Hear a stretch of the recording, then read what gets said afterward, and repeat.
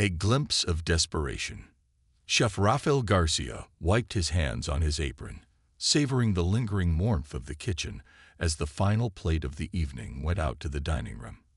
Cielo, his restaurant, was his pride and joy, a small, intimate bistro tucked away on a side street in downtown Seattle. On nights like these, with the rain drumming against the windows and the comforting glow of candlelight spilling over each table, he felt at peace, completely immersed in his world of flavors, aromas, and carefully crafted dishes. But tonight, a peculiar sound from the back alley broke his rhythm. It was a faint, irregular rustling, barely audible over the soft music and chatter in the dining room. Raphael paused, listening closely. Over the years, he'd become accustomed to the occasional sounds of people rummaging through the restaurant's trash after hours, especially as Seattle's homelessness crisis worsened. He had always felt a pang of sadness, but had learned to accept it as a part of the city's reality. Yet something about this sound felt different, a frantic energy, a sense of desperation that tugged at him, urging him to investigate. He glanced at his sous chef, Matthew, who was busy plating a seafood stew. "Cover for me for a moment," Raphael said, wiping his hands one last time. "I need to check something outside." Matthew nodded, accustomed to Raphael's occasional departures to handle the odd disturbances that came with running a restaurant. Without further explanation, Raphael headed down the narrow hallway, pushing open the back door to the alley. The rain was steady, tapping against the ground with a rhythm as relentless as the thoughts now swirling in Raphael's mind. He pulled his coat tighter around him, squinting through the dim light of the street lamp that barely illuminated the narrow space between buildings. At first, he saw nothing but shadows and rain-soaked concrete. Then, near the dumpster, a small figure appeared. A young girl, no older than 10 or 11, digging through bags of discarded food with a desperation that stopped him in his tracks. She wore a threadbare coat that clung to her frail body, soaked through from the rain, her tangled hair plastered against her face, and her eyes, wide with hunger and determination, darted around as she pulled scraps from the bags, stuffing them into her mouth quickly, as if someone might snatch them away at any moment. Raphael's heart clenched at the sight. He had seen people scavenging before, but this was different. The girl's belly was swollen, protruding in a way that looked unnatural for someone so young. It was jarring, a child's thin frame burdened with a distended abdomen. A dozen questions raced through his mind. Was she starving? Ill? Pregnant? The thought made his stomach twist, but he quickly dismissed it. She looked far too young for that. Taking a deep breath, he stepped forward, careful not to startle her. "Hey," he called softly, his voice calm but firm. "Are you all right?" The girl froze, clutching a scrap of bread to her chest, as though it were a prized possession. She looked up at him, her eyes wary, like a cornered animal. For a moment, they simply stared at each other, the rain continuing to pour around them. "It's okay," Raphael said, trying to reassure her. "I'm not here to hurt you. Are you hungry?" The girl didn't respond. Her gaze flickered from Raphael to the exit of the alley, clearly considering whether to run.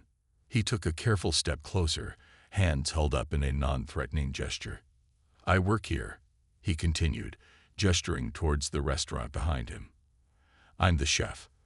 I can get you something better than that," he added, nodding to the soggy piece of bread in her hand. For a brief moment, she seemed to soften, her eyes searching his face as if gauging whether he was trustworthy. But then, as quickly as she had appeared, she turned and darted into the shadows, disappearing into the night before he could stop her. Raphael stood there in the rain, staring after her, feeling a helpless frustration simmer within him. The image of her hollow eyes, her wet, clinging clothes, and that swollen belly haunted him as he walked back inside, the warmth of the kitchen feeling almost foreign now. He tried to shake off the encounter, telling himself there was nothing he could do if she didn't want his help. But her face lingered in his mind, a stark reminder of a world outside his carefully crafted kitchen, a world he had once known all too well. Back in the kitchen, Raphael attempted to focus on his tasks, but his mind kept drifting back to the girl. Memories of his own childhood, of nights spent scavenging for food, resurfaced with a vividness he hadn't felt in years. Cooking had been his escape, his salvation. He had clawed his way out of poverty, mastering his craft, and eventually opening Cielo, a testament to his resilience and determination. But the scars of his past had never truly faded, and tonight, they throbbed like old wounds. "Chef," Matthew's voice broke through his thoughts. "Are you okay? You've been staring at that pan for a while." Raphael blinked, realizing he had been standing still, lost in thought. He forced a smile, brushing off the concern. "I'm fine. Just thinking." But Matthew wasn't convinced. "It's not like you to be distracted. Did something happen out there?" Raphael hesitated, then decided to share. "I saw a girl digging through the trash," he said quietly. "She looked young, and her belly was swollen. It didn't seem right." Matthew's brow furrowed. "Swollen? You mean she's pregnant?" "No, it didn't look like that," Raphael replied, though a part of him was uncertain. "She looked too young for that, but something about it felt wrong." Matthew shook his head, a hint of sadness in his eyes. "It's a tough world out there. You did what you could, Chef." Raphael nodded, though his conscience remained unsettled. He couldn't shake the feeling that he should have done more. But what could he do? He was just a chef, a man who had worked his way out of the very streets that now swallowed up kids like her. Still, the memory of her face, her desperate, frightened eyes, clung to him. That night, Raphael couldn't sleep. He lay awake, staring at the ceiling, his mind replaying the scene in the alley. He saw the girl's face every time he closed his eyes, her swollen belly a stark, haunting image that refused to fade. He had faced hardship in his life, but seeing that child, so small and vulnerable, rummaging through garbage stirred something deep within him, a need to act, to intervene in a way he hadn't before. In the early hours of the morning, he made a decision. He would go back to the alley, not just to see if she returned, but to find a way to help. He didn't know what he could do, but he couldn't simply walk away from this. He had spent years trying to forget his own past, but now it felt as though the ghosts of his childhood were demanding he face them again. This time, not for himself, but for a girl who might still have a chance. As dawn approached, Raphael finally drifted into a restless sleep, determined to return to the alley that night. He would bring food, blankets, and perhaps a way to offer her safety if she needed it. For the first time in years, he felt as though he had a new purpose, one that transcended the carefully plated dishes and polished tables of his restaurant. This was something real, something raw, and he was ready to face it. He didn't know what he would find, or if the girl would even return. But he knew one thing for certain. He would be there, waiting, ready to offer her the chance he had once been given himself. A chance for dignity, for safety, and perhaps for hope. A plan to help. The next day, Raphael arrived at the restaurant hours before opening, feeling restless and filled with a new sense of purpose. The memory of the young girl's face haunted him, and he couldn't shake the vision of her standing in the rain, clutching a piece of soggy bread as if her life depended on it. The image of her swollen belly was etched into his mind, igniting both worry and determination within him. He spent the morning planning. He would go back to the alley tonight and wait for her. She'd fled the moment he offered help, but he hoped that, with some coaxing, he could gain her trust. He wanted to do more than just feed her for a night. He wanted to understand her situation and see if he could find a lasting way to help her. For the first time in a long time, Raphael felt the pull of something beyond the kitchen, a call to serve that went deeper than plating exquisite meals. Throughout the day, Raphael's mind kept drifting from the tasks in front of him to what he might say when he saw her again. He packed a bag with some essentials, a few sandwiches, a warm blanket, a first aid kit, and a bottle of water. As he gathered these items, he thought about what else he might need, considering every detail as if he were preparing for an elaborate meal. "Chef, you've been in and out all day," Matthew observed as they prepped for the evening service. "You sure everything's okay?" Raphael managed to smile. "Just a lot on my mind, that's all." Matthew gave him a concerned look. "Is it about the girl you saw last night?" Raphael hesitated, then nodded. He trusted Matthew, and his sous chef had proven to be not only a skilled cook, but also a compassionate person. "Yes, I can't get her out of my mind. She looked so desperate.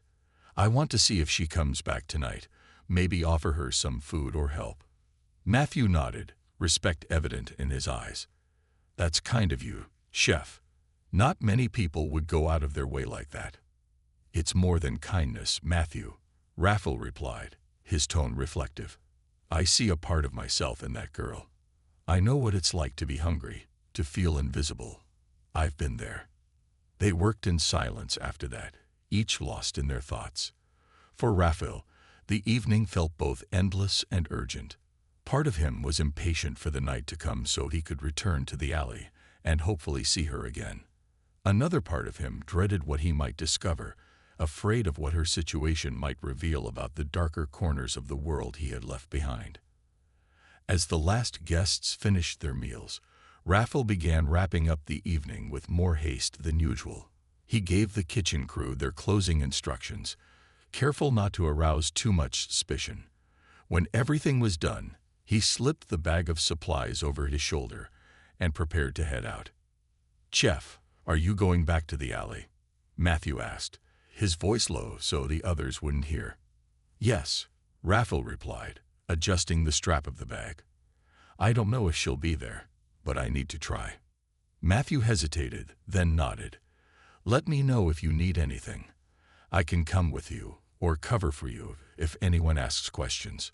Raphael felt a surge of gratitude. "Thanks, Matthew. I'll let you know how it goes." The rain had stopped, but the ground was still damp, and a heavy fog lingered in the alley as Raphael made his way outside. The streetlights cast long shadows across the narrow passage, their glow creating an almost eerie ambience as he approached the spot where he had first seen the girl. He took a deep breath, preparing himself for whatever he might find. As he rounded the corner, he heard a faint rustling from behind the dumpster. His heart quickened, and he felt both relief and anxiety wash over him. She was here. This time, he moved more slowly, mindful not to scare her off. He called out gently, "Hey, it's me, the chef from the restaurant. I brought you some food, if you're hungry." There was a pause, and then the girl's small, thin frame emerged from the shadows. Her eyes were wide, wary, but something in her posture softened as she recognized him. She stood there, her wet clothes clinging to her slight frame, her belly still noticeably swollen. In the dim light, her face looked even more pale and hollow than he remembered. "I won't hurt you," Raphael said, holding out his hands in a gesture of peace. "I just want to help." The girl's gaze flickered to the bag on his shoulder. Slowly, she took a tentative step forward, her eyes never leaving his face, as if gauging his sincerity. Raphael held his breath, resisting the urge to move too quickly. Trust, he knew, would take time. "I have some sandwiches," he said, keeping his voice soft. "And water. There's also a blanket here to keep you warm." The girl's face lit up slightly at the mention of food. Hunger seemed to override her fear, and she took another step closer, her hand stretching out hesitantly. Raphael opened the bag and pulled out a sandwich, holding it out to her. She snatched it quickly, her fingers trembling as she unwrapped it with surprising speed. As she devoured the food, Raphael watched, a mix of relief and sadness settling over him. She was ravenous, eating with the desperation of someone who had gone far too long without a proper meal. He could see the faint tremor in her hands as she took each bite, her gaze darting around as if expecting someone to take the food away. When she finished the sandwich, she looked up at him, her face softening just a bit. "Thank you," she whispered, her voice barely audible. "You're welcome," Raphael replied, smiling gently. "What's your name?" The girl hesitated, looking away, as if afraid to answer. Finally, she mumbled, "Elena." "It's nice to meet you, Elena," he said, keeping his tone warm and kind. "Do you have somewhere to go tonight? Somewhere safe?" Elena's face fell, and she shook her head. Raphael felt his heart ache. He had suspected as much, but hearing her confirm it made it all the more real. He wanted to press for more details, to understand why a child her age was alone in an alley, scavenging for food with a swollen belly that looked painfully unnatural. But he held back, knowing that pushing too hard might scare her off. "Are you sick?" he asked softly, his eyes glancing at her distended abdomen. "Or is there someone who hurt you?" Elena looked down, her expression a mixture of shame and sadness. She placed a protective hand over her stomach, her fingers curling as if to shield herself from his gaze. It's not what you think," she whispered, her voice barely audible. "I'm not pregnant." Raphael felt a strange sense of relief and confusion at her words. He had feared the worst, but her denial only deepened the mystery. "Then, what happened, Elena?" She hesitated, clearly torn between the need for secrecy and the desire for help. Finally, she took a shaky breath. It's from drinking dirty water. There's no clean water where I stay. My belly, it started to swell up a few months ago." Raphael's stomach twisted. He knew that prolonged malnutrition and contaminated water could lead to serious health issues, particularly in children. The bloated belly was often a symptom of severe malnourishment, parasites, or worse. He fought to keep his expression neutral, not wanting to alarm her. "You shouldn't have to live like this," he said, his voice filled with quiet determination. "If you let me, I'd like to help. I can get you to a doctor, make sure you're healthy." Elena shook her head vigorously, her eyes widening in fear. "No doctors. They'll take me away." Raphael frowned, not understanding. "Take you away? From where?" I don't have any parents," she whispered, her voice trembling. "I'm in foster care, but I ran away. They weren't nice to me." Raphael's heart broke. He knew that not all foster homes were safe, that the system designed to protect children sometimes failed them. Her fear of doctors, of authority, made sense now. She had learned to fend for herself, even if it meant scavenging through trash to survive. "All right," he said, his tone gentle and reassuring. "No doctors. But let me help you in other ways, Elena. I can make sure you have clean water and food. You can come by the restaurant whenever you need to. I'll leave something for you." She looked at him, the hint of a smile flickering across her face. "You would do that, even though I'm just nobody?" Raphael's chest tightened. "You're not nobody, Elena. Everyone deserves kindness and care. And if you let me, I'd like to be someone you can count on." For the first time, Elena's face softened, a spark of hope lighting up her tired eyes. She didn't say anything, but the slight nod she gave him was all the answer he needed.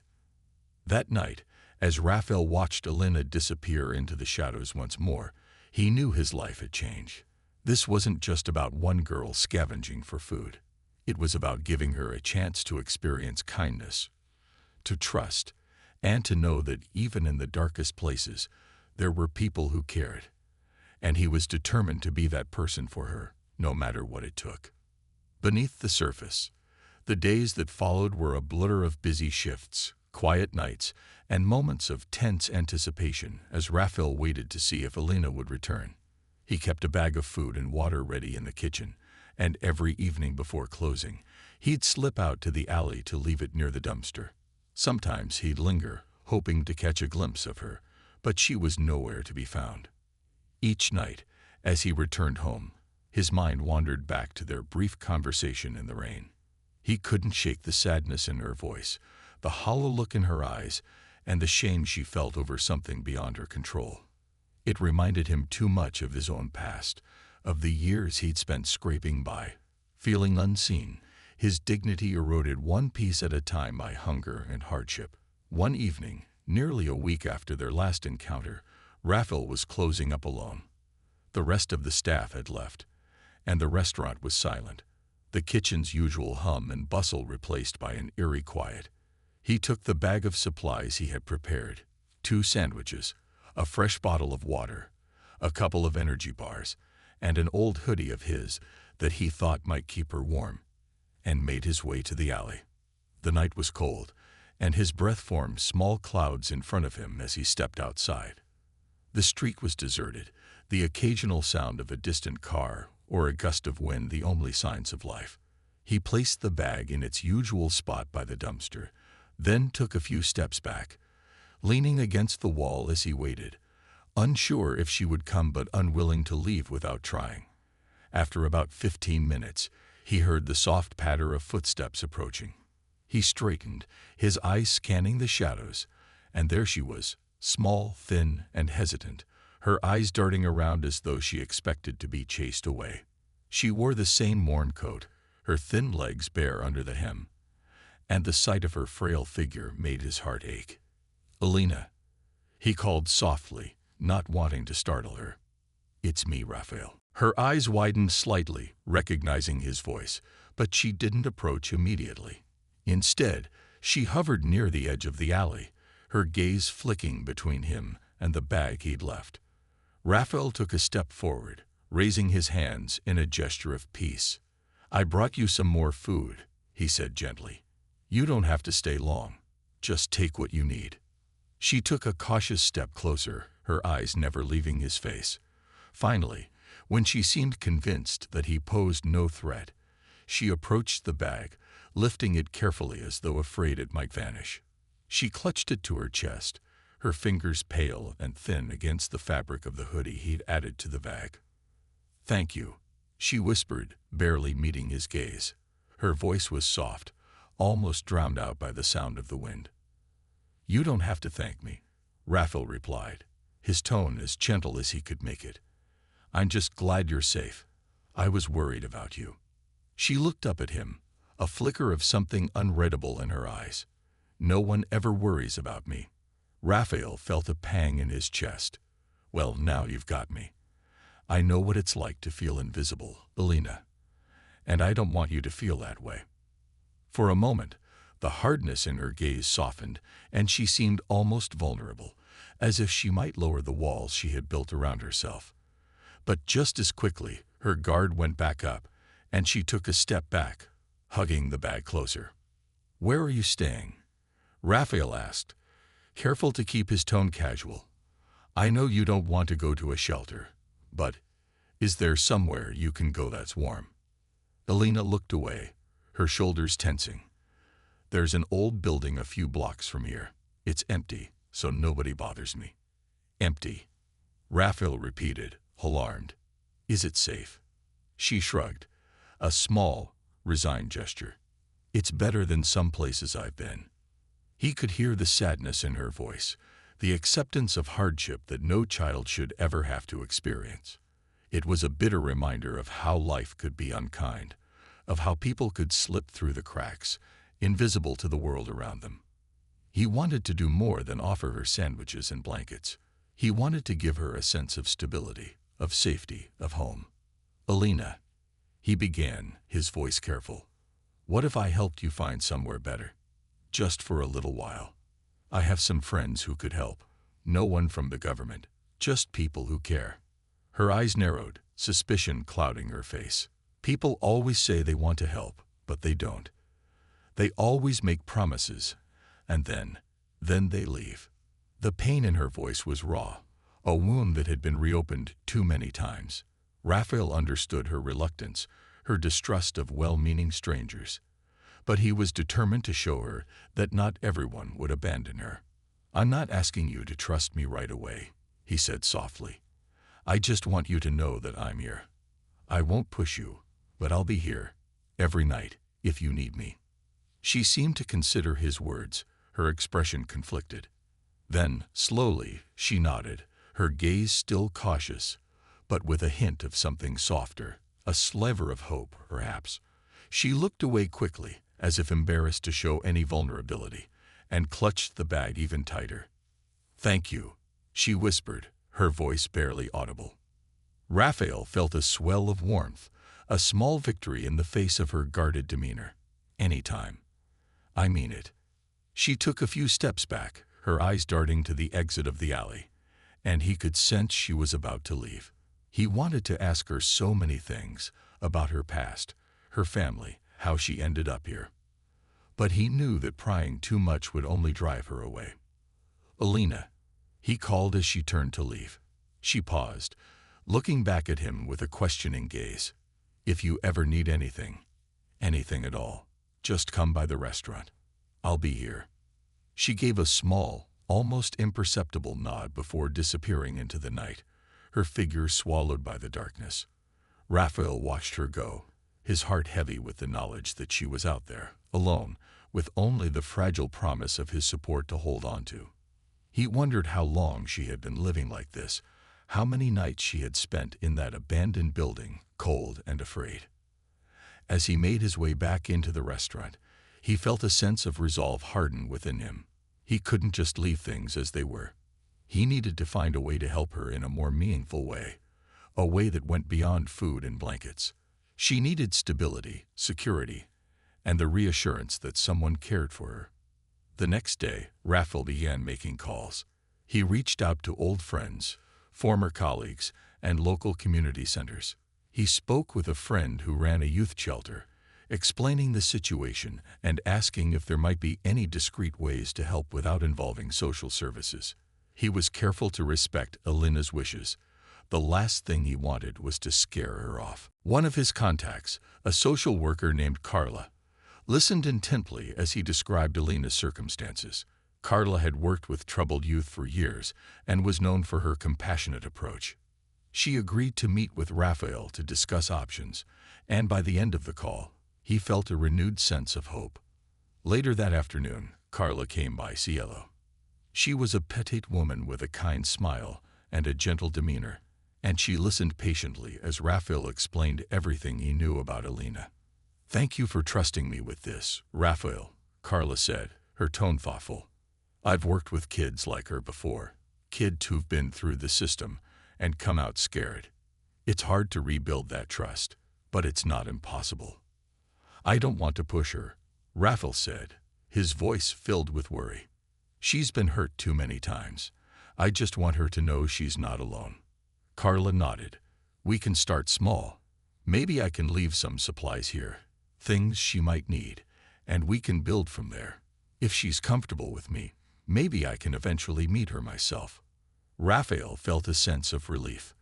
Carla's gentle approach was exactly what he'd hoped for. Someone who understood the need for patience and compassion.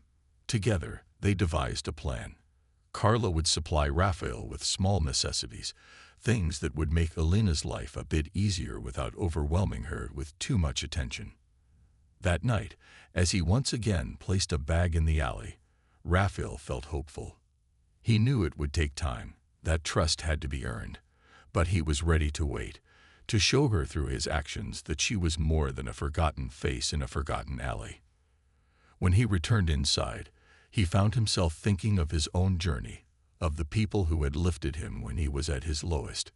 Now, it was his turn to be that person for someone else, to offer not just food and warmth, but a chance for hope. As he locked up the restaurant, a sense of peace washed over him. He knew that, no matter how long it took, he would keep his promise to Alina. Because some people didn't need a handout. They needed a hand to hold on to, someone to show them they were seen, valued, and worth fighting for. A glimmer of trust. Another week passed with Raphael's routine becoming almost ritualistic. Every night, he would prepare a small bag of food, water, and other essentials, leaving it by the dumpster in the hope that Alina would return to claim it. Sometimes, he would catch a fleeting glimpse of her, a shadow disappearing into the night, the faint shuffle of her steps retreating into the darkness. Other times, the bag would simply be gone by morning, a silent acknowledgement that she was still around, still surviving. But Raphael knew survival wasn't enough. He wanted more for her than just scraping by in the shadows. He wanted her to feel safe, to know there was a place where she was welcomed, where someone cared whether she lived or died. And as much as he tried to respect her boundaries, he couldn't help but worry. The nights were growing colder, and Seattle's winter rains had begun in earnest, leaving the streets slick and unforgiving. One evening, as he finished his shift and prepared to leave, he found Matthew waiting for him at the kitchen door, a look of quiet concern etched on his face. "Chef, can we talk?" Matthew asked, his voice tentative. "Of course," Raphael replied, glancing around to make sure they were alone. Matthew hesitated, then spoke. "I've noticed you've been distracted lately.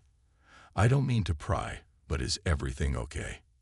You've been going out to that alley every night, and the staff has started to wonder." Raphael smiled, touched by Matthew's concern. He trusted his sous chef and knew he could rely on his discretion. "It's about that girl I mentioned, the one I found digging through the trash. She's been coming by, but she's scared, keeping her distance. I want to make sure she's all right." Matthew nodded, understanding dawning in his eyes. "That's really kind of you, chef. Not everyone would go out of their way like that. Is there anything I can do to help?" "Just keep it quiet for now," Raphael replied. "I don't want her to feel overwhelmed.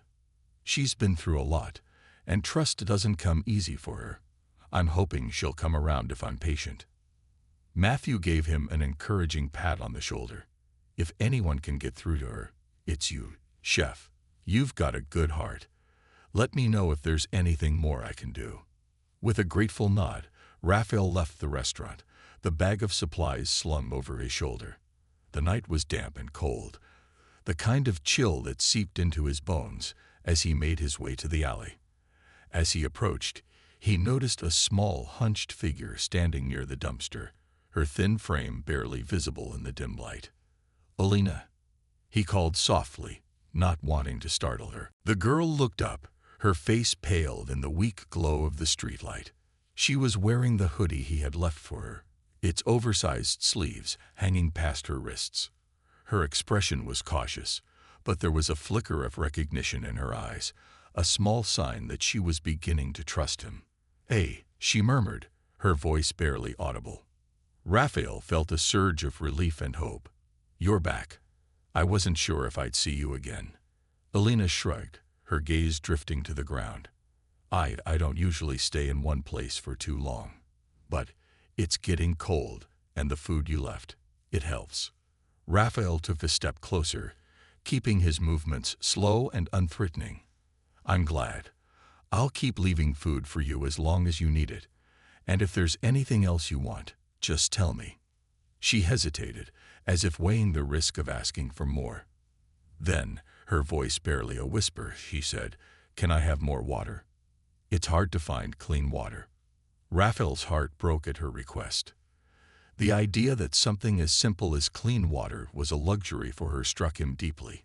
He nodded, keeping his expression calm.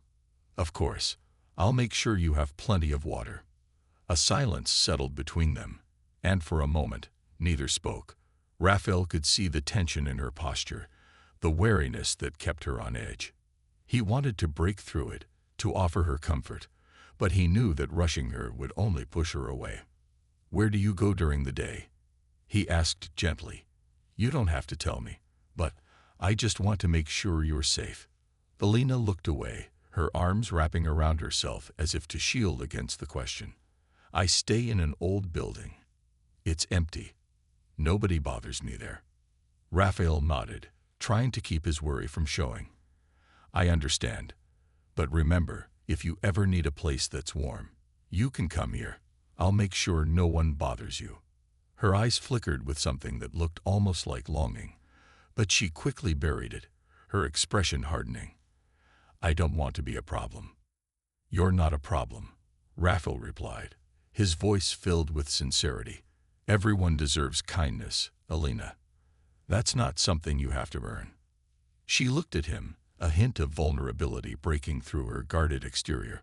For the first time, she seemed to really see him, not just as a stranger offering food, but as someone who genuinely cared. "Why are you doing this?" she asked, her tone a mix of suspicion and wonder. "Most people, they don't care. They just look away. Raphael took a deep breath, searching for the right words. I know what it's like to feel alone, to feel like no one sees you. I grew up in a rough place, too. There were times when I had to do things I'm not proud of just to survive. But someone helped me once, gave me a chance to turn my life around. And now, I want to be that person for you. She studied him, her gaze probing as if searching for any hint of deception. After a long pause, she finally nodded, a reluctant acceptance in her eyes. Okay, but I don't want anything big. Just the food and water. That's enough. Raphael smiled, sensing that this small concession was a major victory. Deal. I'll keep bringing what you need. And if you ever change your mind, if you ever want more, just let me know. Elena gave a small nod, her posture relaxing slightly. She looked down at the bag in her hands, the quiet gratitude evident in her expression. For a fleeting moment, she seemed almost like a normal child, not the hardened, wary figure she had become. They stood in silence, the connection between them growing in the quiet of the night. Raphael felt a warmth spreading through him, a sense of purpose that went beyond the walls of his restaurant. He knew he was making a difference, however small, and that was enough. Good night, Elena, he said softly as she turned to leave. Good night, she murmured, glancing back at him before disappearing into the shadows. The following day, Raphael met with Carla, the social worker he had contacted before. They sat in the corner of a quiet cafe, discussing the situation and brainstorming ways to help Elena without overwhelming her. She's cautious, Carla, Raphael explained. She's been hurt too many times, and she doesn't trust easily. I don't want to scare her away, but I also don't want to just sit back and watch her struggle. Carla nodded, her expression thoughtful. Kids like Elena, they've been through a lot. They're used to adults promising things and then letting them down. Building trust takes time. You're doing the right thing by not pushing her. What can I do in the meantime? Raphael asked, frustration evident in his voice. Leaving food and water feels like a temporary fix. She deserves so much more than that. Carla smiled gently. What you're doing already means the world to her, even if she doesn't show it. But if you're looking for something more concrete, maybe we can work together. I know some places that could offer her a warm bed without too many questions, and we could introduce the idea gradually, on her terms. Raphael felt a glimmer of hope. You really think she'd go for that? Carla shrugged.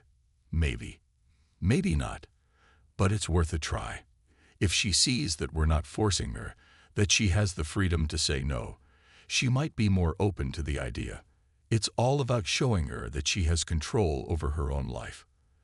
They spent the next hour discussing options, planning how they might help Elena in a way that respected her independence, while gently encouraging her to accept support. By the time they parted ways, Raphael felt a renewed sense of determination. That night, when he saw Elena again, he kept their conversation light, sticking to safe topics and asking if she liked the food he'd left. She seemed more relaxed around him, even offering a small smile when he made a joke about his cooking skills. I'm not usually this generous with my culinary masterpieces, he teased, watching as she nibbled on a sandwich. You're a very special customer, you know. She looked up, a spark of amusement in her eyes. Is this gourmet food? Raphael grinned, pretending to be insulted. Are you doubting my skills? I am a professional, you know. She laughed softly, and the sound warmed his heart. For the first time, he saw a glimpse of the child she might have been if life had been kinder to her. A child who could laugh, who didn't have to hide behind walls of fear and distrust. Thank you, she whispered, her voice barely audible. For everything. Raphael felt a lump in his throat, but he managed to smile. You're welcome, Elena. Anytime. As she disappeared into the night once again, Raphael felt a surge of hope. Their bond was growing, and with Carla's help, he was determined to find a way to give Elena the security and love she so desperately needed. He knew the road ahead would be long, but for the first time, he felt certain that they were moving forward, step by step, toward something better. Building bridges. As the nights grew colder, Raphael found himself anxiously awaiting each evening, hoping to see Alina, to witness her quiet resilience, and to share a moment of laughter or warmth with her. Their connection had deepened, albeit slowly, with every encounter. She had started to open up a little more, letting down her walls, even if just for a fleeting moment. One particularly cold night, she had shown up shivering, the oversized hoodie he'd given her not enough to shield her from the chill. Raphael had quickly handed her a thick woolen blanket he packed just in case. She had accepted it with a slight nod, wrapping herself in it like a cocoon. Watching her huddled in the blanket, her face softened by gratitude, Raphael felt an overwhelming desire to do more, to bring her out of the shadows for good. But he knew better than to push her. Her trust was a fragile thing, a delicate flower that had taken time and patience to bloom. He had spoken with Carla about possible next steps, and she had assured him that they needed to move slowly, that Alina needed to feel in control. And so he waited, every evening a test of his patience and compassion. One night, as they sat together near the dumpster, sharing the sandwiches he had packed, he decided to broach the subject gently. "Alina," he began, his tone casual, "have you thought about what you want to do in the future?" She looked up, her face partly hidden by the shadow of her hoodie. "The future," she repeated, as though the concept were foreign to her. "Yeah," he said, smiling warmly. "I mean, there must be things you want to do, places you want to see. Dreams, maybe." She shrugged, her gaze distant. "I don't really think about it. Right now, I just try to survive, you know." Raphael's heart ached at her response. The way she spoke, the matter-of-fact tone, showed how deeply her circumstances had shaped her. He couldn't imagine living like that, his only concern survival, without the luxury of dreams or plans. "I understand," he said softly, trying to hide his sadness. "But if you ever did want to think about it, you know, about doing something different, there are people who could help you." She frowned slightly, suspicion flashing across her face. "Like who?" Raphael hesitated, then decided it was time to bring up Carla. "I have a friend named Carla. She works with kids and young people who need a little extra help. She's really nice, and she could help you too, if you wanted. No pressure, of course. She'd only be there if you needed her." Alina's face clouded, and he could see her withdraw, a defensive shield rising around her. "I don't need anyone's help," she said, her voice firmer than usual. "I know," he replied quickly, not wanting to push too hard. "You're strong, Alina. I see that. But everyone needs a little help sometimes, and there's nothing wrong with that." She stared at him, her gaze intense, searching his face for any hint of pity or condescension. "Why do you care so much?" she asked, her voice barely more than a whisper. "I'm just nobody." Raphael felt a lump rise in his throat. "You're not nobody," he said, his voice filled with quiet conviction. "You're somebody, Alina. You're a brave, resilient girl who's been through things most people couldn't handle, and you deserve to be seen, to be cared for. That's why I care." She looked away, blinking rapidly, and for a moment he thought he saw a tear glistening in her eye. But when she turned back to him, her face was hard again, guarded. "I'll think about it," she muttered, her tone dismissive, but Raphael could sense the conflict within her. "That's all I ask," he said gently. "Just think about it." They sat in silence for a while, the only sound the distant hum of traffic and the occasional drip of water from a nearby gutter. Raphael resisted the urge to say more, sensing that she needed space to process his words. It was a delicate balance, offering her support without overwhelming her, and he knew that any misstep could drive her away. As she finished her sandwich, he noticed her gaze drift to the stars visible above the rooftops. There was a look of longing in her eyes, a quiet yearning that spoke of dreams left unfulfilled, of possibilities she had never allowed herself to imagine. "Do you like looking at the stars?" he asked, hoping to ease the tension. She nodded slowly. "Yeah. They're pretty. They are, he agreed, looking up at the twinkling lights scattered across the dark sky. When I was a kid, I used to look up at them and pretend they were watching over me, like little lights that would guide me through the tough times. She looked at him, surprised. You had tough times. He chuckled softly. More than I care to remember. I didn't have a lot growing up. My family, we struggled. There were days when I didn't know where my next meal would come from. But I always believed that there was something better out there, something worth fighting for. She listened, her face softened by curiosity. So what happened? How did you get here? Raphael sighed, a wistful smile playing on his lips. Someone helped me. A chef who saw something in me, who taught me to cook and gave me a place in his kitchen. He didn't treat me like I was broken or worthless. He just believed in me. And that made all the difference. Elena absorbed his words, her expression contemplative. Do you think that could happen for me? Raphael's heart swelled with hope. I know it can. There are people out there who care, Elena. People who want to help you, who want to see you succeed. Carla is one of those people, and I'm here too. You don't have to do this alone. She looked away, her face a mask of uncertainty. For a long time, she was silent, her fingers fidgeting with the edge of the blanket he'd given her.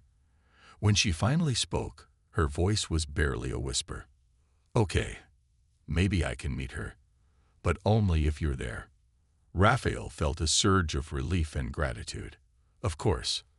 I'll be right there with you, I promise. She gave him a small nod, her expression a mix of fear and anticipation. He knew that agreeing to meet Carla was a huge step for her, one that had taken a great deal of courage. But he also sensed that this was the beginning of something new. A chance for her to start rebuilding her life, to find the stability and support she had been denied for so long. The next evening, Raphael and Carla arranged to meet Elena in a quiet park, a few blocks from the restaurant. Carla had insisted that a public space would feel safer for Elena, allowing her the freedom to leave if she felt uncomfortable. Raphael arrived early, his heart pounding with a mixture of excitement and nervousness. He had spoken with Carla at length about how to approach Elena, emphasizing the need to be gentle, to let Elena lead the conversation. Carla, ever understanding and compassionate, had assured him that she would be patient, that she would give Elena the space she needed. When Elena finally arrived, her figure barely visible in the shadows, Raphael gave her a reassuring smile, his presence steady and calm. Carla waited nearby, her warm smile and open posture a silent invitation. Elena, Raphael greeted her softly. This is Carla. She's my friend, and she's here just to talk, if that's okay with you. Elena looked at Carla, her expression wary but curious. Carla smiled gently, keeping her tone light. It's nice to meet you, Elena. Raphael has told me so much about you. I just wanted to say that I'm here to help in any way you need, and if you ever feel uncomfortable, you can walk away. No strings attached. Elena studied her for a long moment, her eyes filled with mistrust, as if trying to decipher if Carla's kindness was genuine. Finally, she nodded, a barely perceptible movement, and Carla took it as a sign to continue. Raphael told me you're a strong young woman, Carla said softly. Someone who's been through a lot but hasn't given up. I admire that strength, Elena. Elena looked down, her fingers picking at the hem of her hoodie, clearly uncomfortable with the attention. But there was also a hint of pride in her eyes, a small spark that Raphael hadn't seen before. Carla continued, her tone gentle. I want you to know that there are places where you could feel safe, where you wouldn't have to worry about things like food or warmth. It's just an option, nothing you have to commit to. But if you ever wanted to, I could help you find a place where you'd be comfortable. Elena shifted, her gaze flickering to Raphael for reassurance. He gave her a warm, encouraging nod, silently reminding her that she was not alone. Would I still be able to come here? She asked, her voice small. To see Raphael. Carla smiled, her expression soft. Of course, you'd have complete freedom. No one would make you do anything you didn't want to. This would just be a place to rest, to have some stability. Elena took a deep breath, clearly wrestling with her thoughts. Finally, she nodded, her face a mixture of fear and hope. I'll try it, just for a little while. Raphael felt a wave of relief and pride. She had taken the leap, chosen to trust, even if just a little. He knew this was the beginning of a long journey, one that would require patience, resilience, and love. But he was ready to walk that path with her, to offer his hand whenever she needed it. That night, as he watched Elena leave with Carla, he felt an overwhelming sense of fulfillment. For the first time, he had not only given someone a meal or a blanket, but had offered them a real chance to rebuild, to hope, to dream. And as he walked back to the restaurant, the stars shining brightly above, he felt a quiet peace settle over him. He knew that his life, once filled with hardship, had come full circle. He had become the person he had once needed, the one who had lifted him from darkness. And now he was ready to do the same for Elena. A new beginning. The days that followed were filled with cautious optimism, fragile hope, and a tentative trust that began to grow between Elena and those who were trying to help her. Raphael stayed in touch with Carla, checking in on Elena's progress and offering his support whenever needed. Carla would often give him updates, careful to respect Elena's privacy but eager to share moments of progress, however small. And every evening, after closing up the restaurant, Raphael would sit in his quiet kitchen, thinking about Elena and waiting to hear that she was settling into her new life. For the first time in years, he felt a sense of purpose that extended beyond the kitchen. Cooking had been his salvation, his craft, and his identity, but helping Elena reminded him of the greater impact he could have on someone's life. He had been given a second chance once, and now he was watching that same opportunity unfold for her. A few weeks later, Raphael received a message from Carla. Elena wants to see you. Are you free tomorrow? His heart leaped. He had missed her quiet presence, their small conversations in the alley, the tentative moments when she would let her guard down just a little. He replied instantly, arranging to meet them at the shelter where she was staying. The next afternoon, Raphael found himself standing outside a modest red brick building in a quieter part of Seattle. It was a place he had often passed without a second glance, but now, as he approached the front entrance, he felt a deep sense of gratitude that it existed. The shelter was clean, well kept, and had a warmth that seemed to radiate from its walls. This was a place where children like Elena could find safety and security, if only for a short time. Inside, Carla greeted him with a warm smile. She led him through a series of hallways, past rooms filled with laughter and chatter, until they reached a cozy common area where Elena was sitting by the window, looking out at the gray sky. When she saw Raphael, her face brightened, and she stood up, wrapping her arms around herself in a gesture that was half shyness, half excitement. "Hey, Elena," he greeted her softly, his voice filled with warmth. "It's good to see you." She gave him a small smile, her eyes reflecting a mixture of happiness and uncertainty. "You too." Carla excused herself, leaving them alone to talk. Raphael took a seat across from Elena, noticing how much healthier she looked. Her face was less hollow, her eyes brighter, and her posture had lost some of the tense wariness that had once defined her. "How are you doing?" he asked, genuinely curious. Elena shrugged, though there was a hint of pride in her expression. "It's different. I don't have to worry about finding food or a place to sleep. And everyone here is really nice." Raphael smiled, relieved to hear those words. "I'm glad. You deserve that." They sat in comfortable silence for a moment, watching the rain drizzle down the window pane. Finally, Elena looked at him, her gaze serious.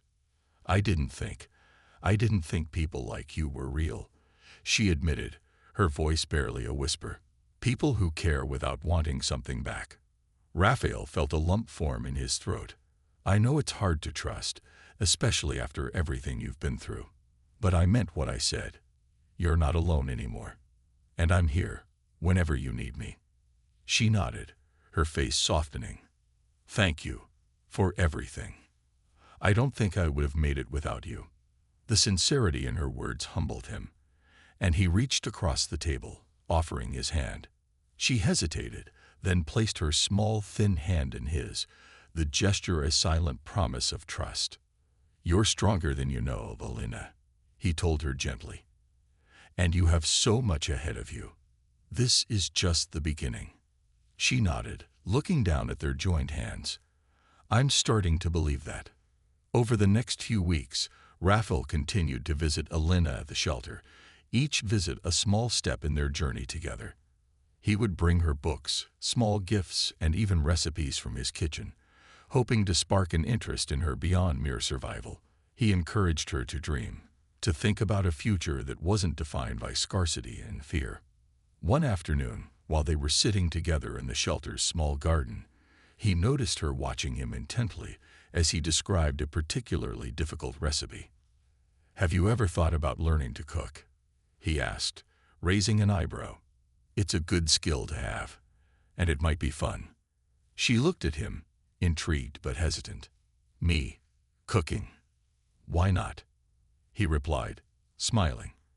"You don't have to be a professional chef or anything, but cooking can give you a sense of independence, and who knows, you might discover you're really good at it." Alina considered his words, her gaze drifting to the small flower in the garden. "Maybe. I guess it could be. Interesting." Raphael laughed softly. "I'll tell you what. Why don't you come by the restaurant one day after closing, and I'll show you some basics. No pressure, just for fun."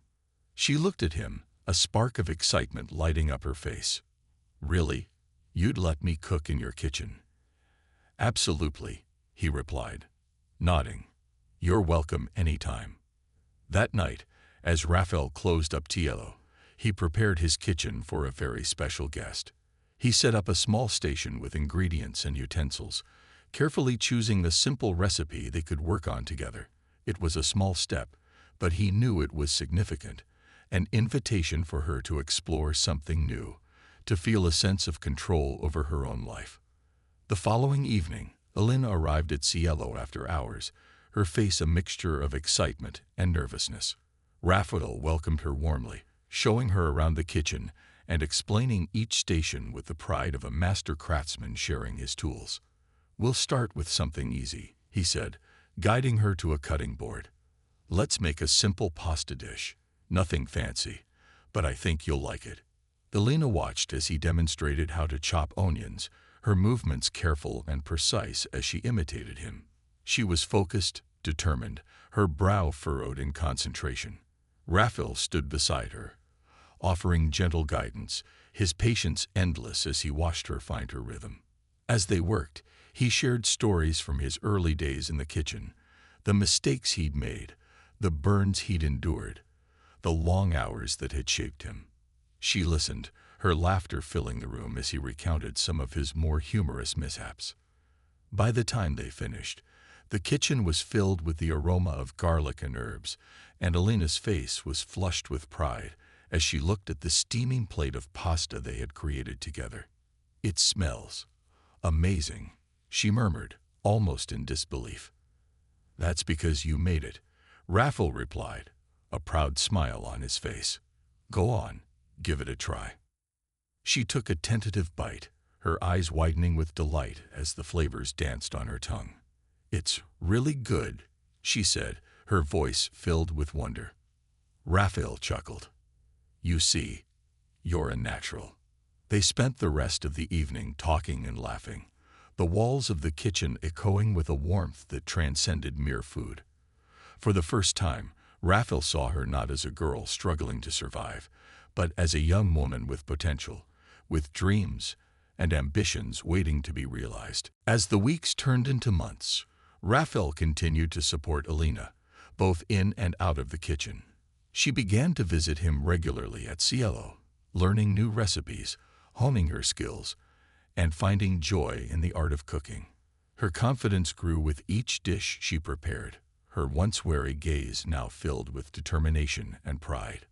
Under Carla's guidance, Alina also started attending school, a new chapter in her life that came with its own set of challenges and triumphs.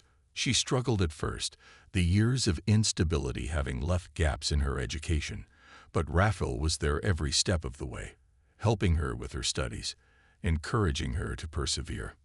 Their bond deepened, evolving from a chance encounter in a dark alley to a relationship built on trust, mentorship, and love. Raphael had become more than just a chef to her. He was her anchor, her role model, the one person who had seen her worth when no one else had. One evening, as they cleaned up the kitchen after a busy day, Alina looked at him, her eyes shining with gratitude. "You saved my life, you know," she said softly. "I don't think I would have made it without you." Raphael placed a gentle hand on her shoulder, his expression warm and proud. "No, Alina, you saved your own life. You had the strength to keep going, even when things were at their darkest. I was just lucky enough to be there to watch you rise." They shared a quiet smile, the depth of their connection unspoken but understood. In that moment, Raphael knew that he had found something even more meaningful than his passion for cooking. He had found a purpose beyond himself, a reason to keep pushing forward, to keep giving back. And as Alina stepped out into the night, her head held high and her heart filled with hope, Raphael felt a profound sense of fulfillment. She was no longer the frightened girl he had found in the alley. She was strong, capable, and ready to face the world with courage. In the end, it wasn't the food, the warmth, or the shelter that had changed her life. It was the simple act of being seen, of being valued, and of knowing that someone cared. And as Raphael watched her walk away, he knew that this was just the beginning for her, a new beginning that would carry her far beyond the shadows of her past. For Alina, for Raphael, and for everyone they would meet along the way, life had taken on a new meaning. A meaning defined not by survival, but by resilience, hope, and the unbreakable bond of kindness.